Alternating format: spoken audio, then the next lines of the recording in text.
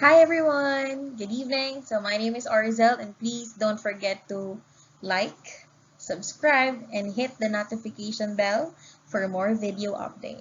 And today po i-share ko sa inyo kung ano nga ba yung pinagdaanan ko sa immigration, ano yung mga papers na kailangan kong i-prepare, at ano yung mga tinanong sa akin kasi as we all know, kapag first timer ka nga na traveler po, mahihirapan kang lumabas sa bansa natin.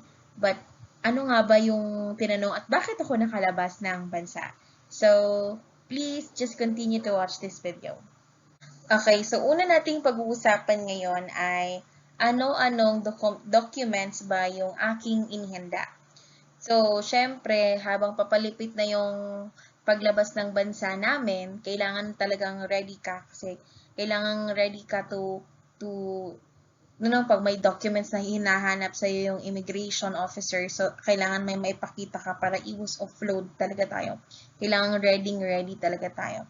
So yung hinanda ko po ay first, round trip ticket. Napaka-importante po, lalo na pag magtuturist kayo, kailangan may round trip ticket kayo.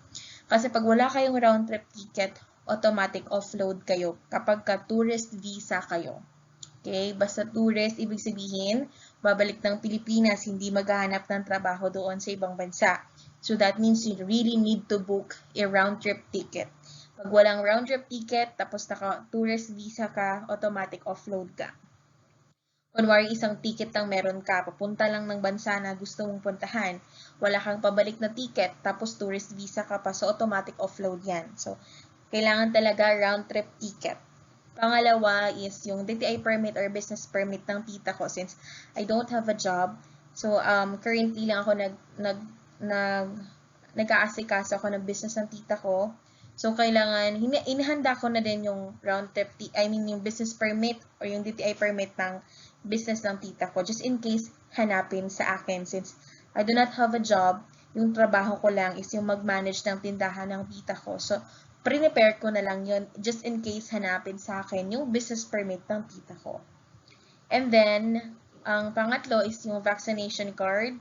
Actually, hindi naman talaga siya kailangan na i-print or i-photocopy or i-ready kasi wala. Ano ko lang, just in case lang talaga na hanapin. So, hinanda ko yung vaccination card ko. Just in case na tanungin ako ng immigration officer, o meron ka bang ganito, ganyan. So, at least may pakita ko.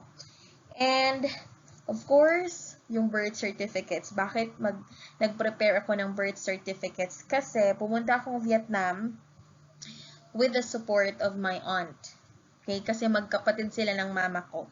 So, para maipakita ko sa immigration officer na related kami, kailangan ng birth certificate ko, birth certificate ng mama ko, at birth certificate ng tita ko. However, hindi ko na ipakita yung birth certificate ng tita ko. Yung naipakita ko lang is yung photocopy ng passport ng tita ko.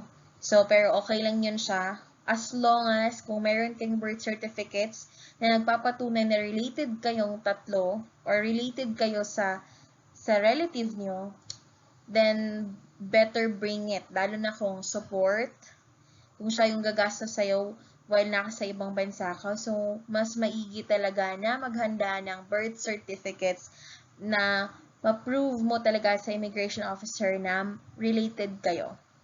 And lastly, yung e-travel. Kailangan talaga yung e-travel kasi yun yung online health declaration form natin. So, kailangan mag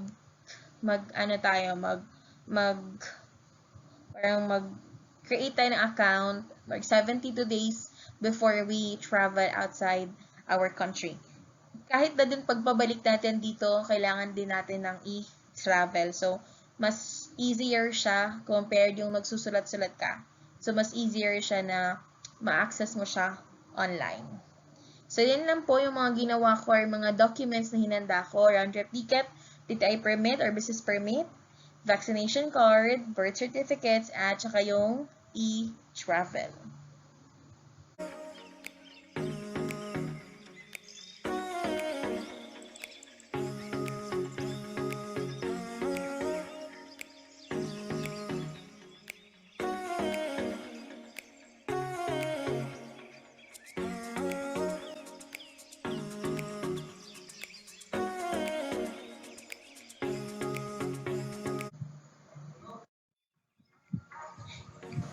So, ayun po, inihatid po kami ng buo ko family namin sa airport kasi although ako babalik ako ng Pilipinas, yung tita ko matagal pa siyang makakabalik dito. So, kaya sumama yung buong family namin at inihatid kami sa airport. Kitang-kita nyo naman yung tuwa nila, diba? Yung excitement din nila na ako makakapunta.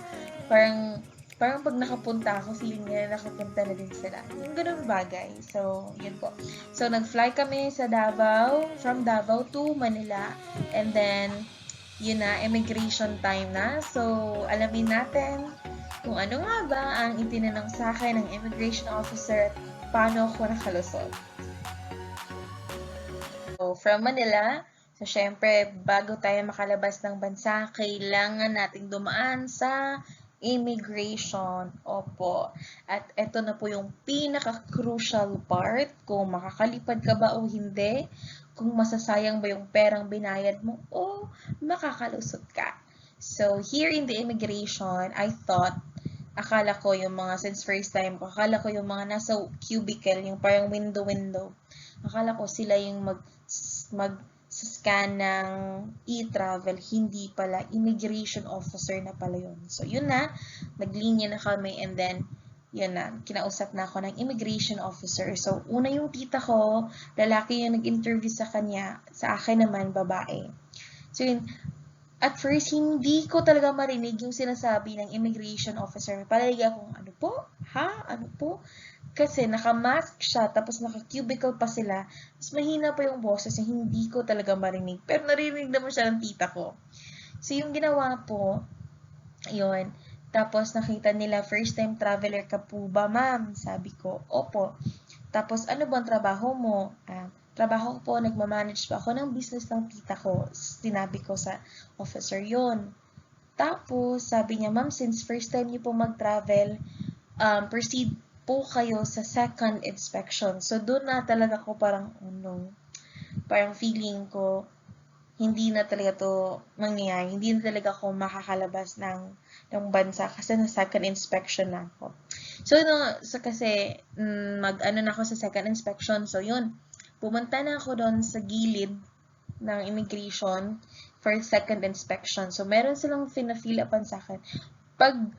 Pag pasok ko talaga ng room na yon, talagang sobrang bait ko. As in, hello po, good afternoon po. Magtatanong lang po sana ako. Ito po ba yung office ng second interview for sa immigration? Ito po ba yun, ma'am? Sabi, oh, yes to. Tapos may mga questions na hindi ko maintindihan. Nagtanong talaga ako. Excuse me po, ma'am. Ito po ba? Thank you po. Ganon talaga. Parang ang bait-bait ko. Walang kasalanan, te. So, yun. Tapos, mga after how many minutes, kasi natagalan ako sa pag-fill up ng information na kailangan doon sa papel na yon, tinawag na ako ng IO ng magsa-second inspection sa akin. So, sabi niya, pakilabas lahat ng documents na related sa travel mo. So, nilabas yung itinerary ko, nilabas yung round trip ticket ko, nilabas ko yung anong